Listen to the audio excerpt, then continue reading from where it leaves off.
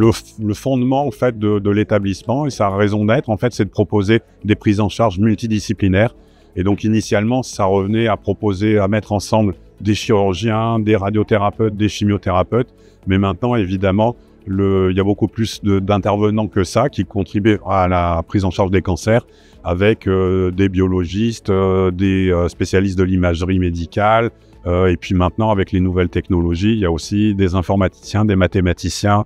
Et il y a aussi beaucoup de recherches sur le site pour nous permettre de répondre à nos 3 missions. Le soin, évidemment, c'est ce dont je viens de parler.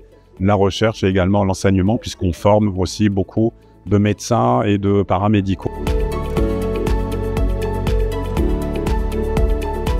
En oncologie en général, et particulièrement à l'Institut Paoli-Calmettes, grâce aux essais cliniques, on a un arsenal thérapeutique extrêmement large.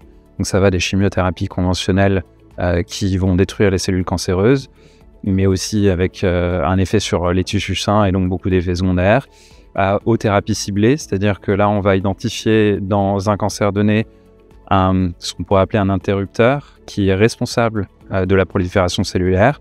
Et on va avoir un médicament qui va aller se fixer directement sur cette cible, cet interrupteur, pour indiquer le processus de cancérogénèse. Puis on a des nouvelles modalités de chimiothérapie, donc les chimiothérapies qu'on appelle vectorisées, à tête chercheuse si vous préférez, qui, elles, ont la particularité d'être accrochées à un anticorps qui va aller reconnaître une cible spécifique surexprimée sur la cellule cancéreuse. Donc la chimiothérapie, au lieu d'être diffusée directement au patient sur l'ensemble de son corps, elle va aller au niveau de la cellule tumorale, être internalisée et seulement à l'intérieur de la cellule, relarguer la molécule de chimiothérapie. On a parlé des immunothérapies aussi. Donc l'immunothérapie, c'est une grande classe de différentes thérapeutiques où on a l'immunothérapie dite conventionnelle qui va permettre de stimuler le système immunitaire du patient pour s'attaquer directement à la tumeur. C'est-à-dire que le traitement ne va pas avoir un effet sur la tumeur, mais va permettre de débrider le système immunitaire du patient qui va lui-même s'attaquer au cancer.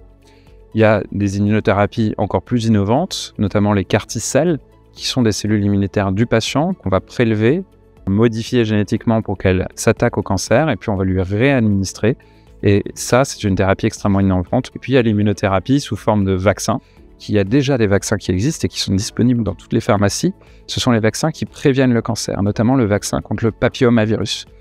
C'est une vaccination contre la principale cause de cancer du col de l'utérus. Donc là, il faut absolument sensibiliser la population à cet élément. Et puis, dans le cadre d'essais cliniques, de recherche clinique, on a des vaccins un peu plus innovants, notamment les vaccins à ARN messager, qui peuvent être des vaccins personnalisés pour chaque patient, pour chaque type de cancer, spécifiques à une tumeur donnée.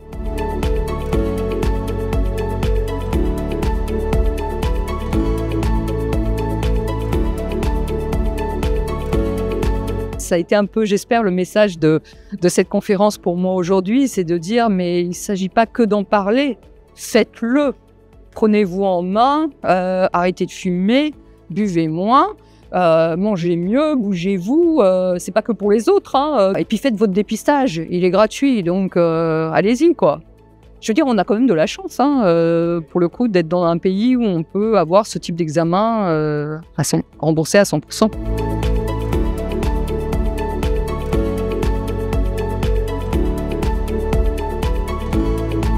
Le premier cancer que j'ai eu, c'est le cancer de la prostate. J'ai accepté un traitement par curithérapie et ça fait maintenant 14 ans que le traitement a été fait. Et on m'a fait une analyse pour vérifier à la suite du cancer de la prostate si tout était normal. Et on s'est rendu compte que j'avais un nodule au niveau du poumon. Alors là aussi, j'ai eu une chance absolument extraordinaire. C'est que j'ai été détecté à un stade très très précoce. J'ai été opéré et ça s'est bien terminé puisque je n'ai eu aucun traitement après l'intervention. C'est-à-dire que je n'ai pas eu de chimiothérapie, je n'ai pas eu de radiothérapie. Et bien ça fait 7 ans que ça s'est produit et effectivement je suis toujours là.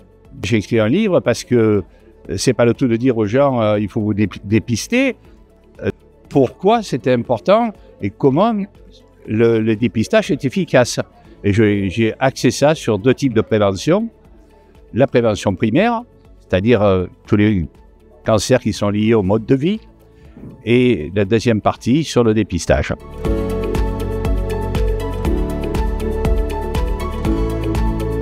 Quand il y a un certain nombre de cas de cancer ou des âges un petit peu précoces ou certaines tumeurs un peu particulières, un peu rares, à ce moment-là, ils peuvent venir nous voir et on fait l'évaluation de risque pour eux et on peut prescrire une analyse génétique dans certains cas.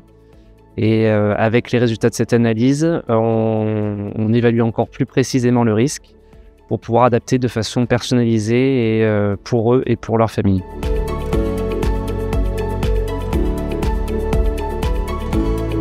Notre rôle, en fait, c'est de pouvoir proposer un accompagnement sportif aux patients dès le début de la prise en charge. Parce qu'aujourd'hui, on le sait que l'activité physique, c'est primordial pour lutter contre plein d'effets secondaires des traitements, notamment la fatigue. Et du coup, nous, on est là en fait pour les prendre en charge, que ce soit à l'IPC. On peut leur proposer un accompagnement en hospitalisation directement dans les chambres. On peut leur proposer également un accompagnement dans notre salle de sport sur l'IPC, où là, ça va être des profils un peu différents de patients, beaucoup qui vont être soit en hormonothérapie, donc des traitements un peu de longue durée, ou qui sont plus en traitement, mais qui ont quand même besoin d'une reprise en douceur et progressive.